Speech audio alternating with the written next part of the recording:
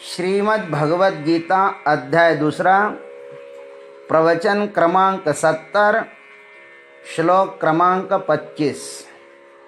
ओम त्र्यंबकं यजामहे सुगंधिं पुष्टिवर्धनम् उर्वारुकमिव बन्धनान् मृत्योर्मुक्षीयमामृतात् समस्तजनकल्याणे निरतं करुणामयम् नमामि चिन्मयं देवं सद्गुरुं ब्रह्मविद्वरं वसुदेवसुतं देवं कंसचाणूरमर्दनं देवकी परमानन्दं कृष्णं वन्दे जगद्गुरुं।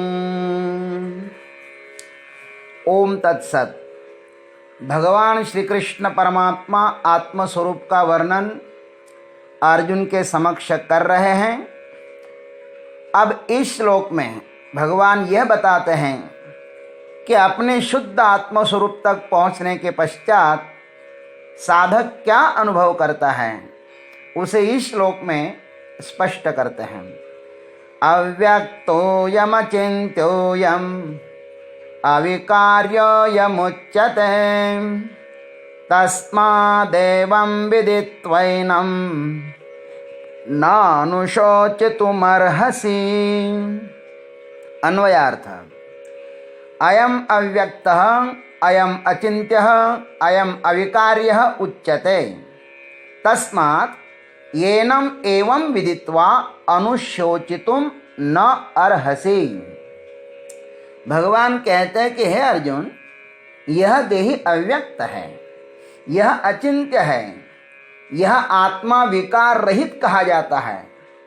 अतः इस देही को ऐसा जानकर शोक नहीं करना चाहिए। आइए इसका विस्तार देखते हैं। आत्म जिज्ञासा से परिपूर्ण साधक आत्मानात्म विवेक के द्वारा जब अपने ही हृदय में गोता लगाकर, जो हृदय के धड़कन का आधार स्तंभ है, समस्त इंद्रियों का अधिष्ठाता है, उस आत्मदेव का जब प्रथम क्षण में अनुभव करता है, तब उसके अंतस्थल में यह आवाज प्रस्फुटित होती है। कौन सी? कि अयम अव्यक्तः, यह आत्मा इंद्रिय गोचर न होने के कारण अव्यक्त है, क्योंकि स्थूल पांच भौतिक वस्तुओं को ही इंद्रियां अपना विषय बना सकती है, यही उनका सामर्थ्य है। समस्त इंद्रियादि करणों का यह आत्मदेव कारण होने से इंद्रियों की पकड़ में नहीं आता। वह व्यक्त न होने के कारण इंद्रियों की पकड़ में नहीं आता। वह व्यक्त नहीं होता है ना, इसलिए ही उसको अव्यक्त कहते हैं। हमारी इंद्रियां तो इतनी स्थूल है कि उनके लिए इस दृश्य प्रपंच के अनंत आश्चर्य अदृश्य ही रहते हैं। हमारे आसपास जीव जंतुओं के बहुत से जगत विद्यमान हैं, किंतु हमारी आंखें उन्हें पकड़ नहीं सकती। विज्ञान ने बहुत प्रगति की है। वह दूरबीन, खुर्दबीन आदि के द्वारा बहुत कुछ देखता है। हमारी आंखों के लिए जो अदृश्य है, उसे दूरबीन पहाड़ बना देती है। आज विज्ञान बहुत ही आगे बढ़ रहा है और बढ़ना ही चाहिए। जितना वह आगे बढ़ेगा, उतना हमारा प्रकृति के विषय में जो अज्ञान है ना, वह दूर हो जाएगा। श्री कृष्ण जी यहाँ पर जिस अव्यक्त की चर्चा कर रहे हैं, वह विज्ञान के भी पकड़ के बाहर है। विज्ञान व्यक्त को ही पकड़ सकता है। जैसे बीज में जो वृक्ष छिपा है, वह न इंद्रिय गोचर होगा, न विज्ञान भी उसे देख पाएगा। बीज में जो विराट वृक्ष है, वह अव्यक्त रूप में है, वह वृक्ष व्यक्त होने की 100% संभावना रखता है, व्यक्त होने के पश्चात दिखाई देगा, तब तक नहीं दिखाई देगा वो। वैसे ही इस व्यक्त शरीर इंद्रियों का जो कारण है वह अव्यक्त है और अनुभव ही उसे जानने का एकमात्र उपाय है। इसलिए उसको कहा अयम अव्यक्तः। अब कहते हैं अयम अचिन्त्यः, यह चिंतन का भी विषय नहीं है। दृश्य वस्तु का ही चिंतन होता है, यह समस्त दृश्यों का दृष्टा है। यह आत्मा समस्त दृश्यों का दृष्टा है। यह किसी भी अनुमानादि प्रमाणों का विषय नहीं बन सकता।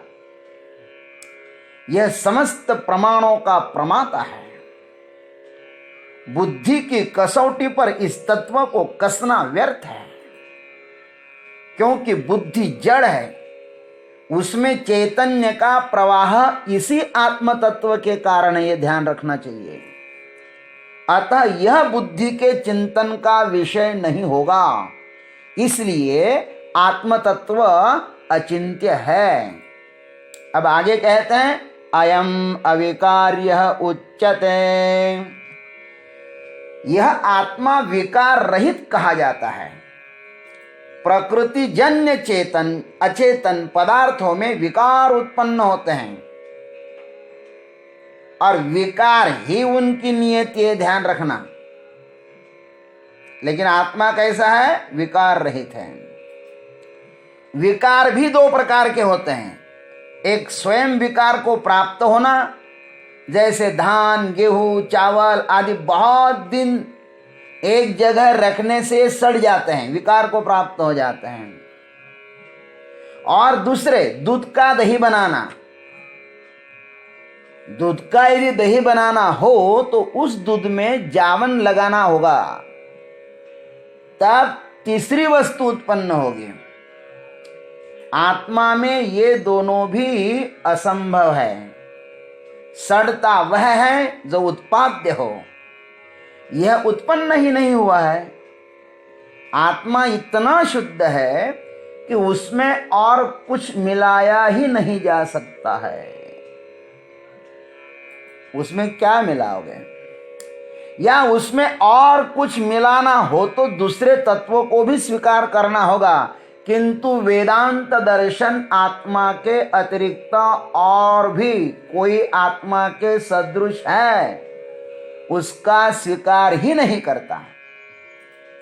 आत्मदेव अविकार्य है, क्योंकि यह समस्त विकारों का दृष्टा है। यह समस्त प्रपंच इसके ही मौजूदगी में उपस्थिति में बनता है, बिगड़ता है।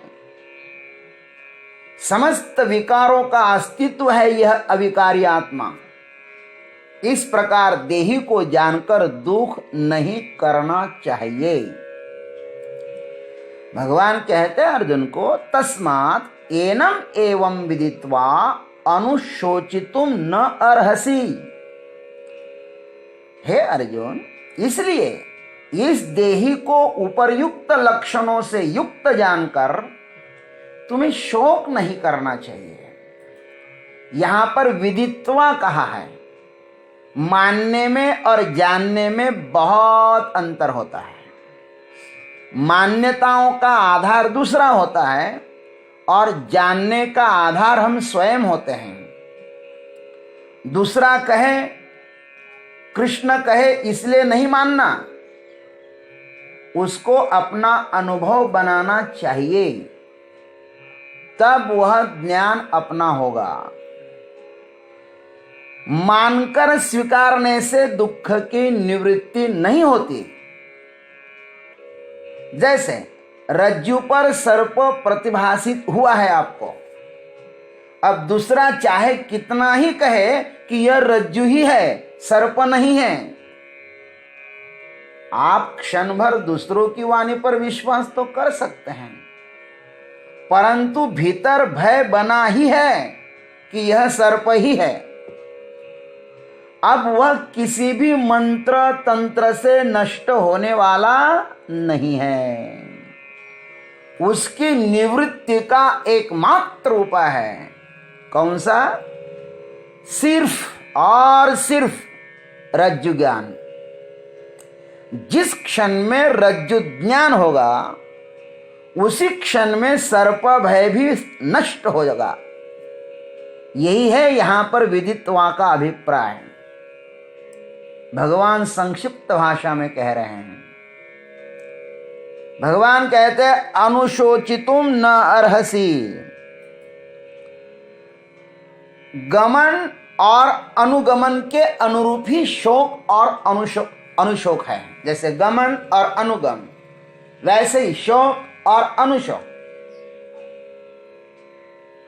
हमारे समस्त सुख दुख माने हुए हैं। दूसरों को विशिष्ट अवसर पर सुखी दुखी देखकर हमने उन्हें अपने में स्वीकार किया है। बड़ी सटीक बात है। सुख दुख के विशिष्ट अवसर पर प्राप्त होने पर हम यदि यह भूल ही जाए सुखी दुखी होना, तो हमें भीतर ही भीतर एक महत कमजोरी महसूस होगी। अतः अधिकतर हमें सुखी दुखी होना पड़ता है, हम होते नहीं हैं। कोई आदमी का यदि निधन हो जाए तो कुछ लोग वहां रोते ही है, रोना ही पड़ता है। न रोए तो फिर भीतर कहीं तो भी अपने को अच्छा नहीं लगता है। बहुत सारे सुख दुख दूसरों की मान्यताओं पर, दूसरों की मान्यताओं को स्वीकार करने के कारण हमें आते हैं।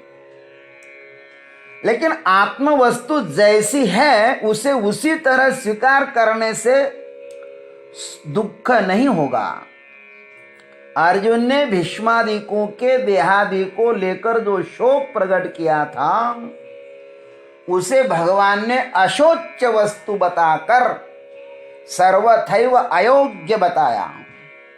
अशोच्य से इस प्रकरण का आरंभ हुआ था। अशोचानन्वशोचस्त्वम्। अब अनुशोच से उसका उपसंहार किया। भगवान ने कहा कि अनुशोचितुम न अर्हसि।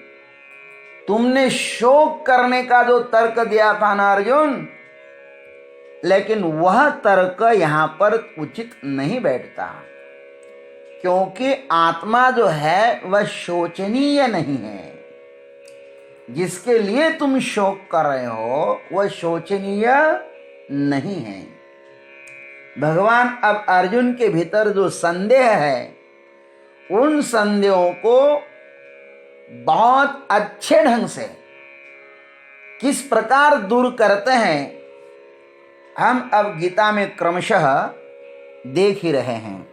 ये गीता हमारा भी जीवन बने, ये गीता अर्जुन की नहीं हमारी बने, तो ही ये गीता हमारा उद्धार कर सकती है। ओम तत्सत।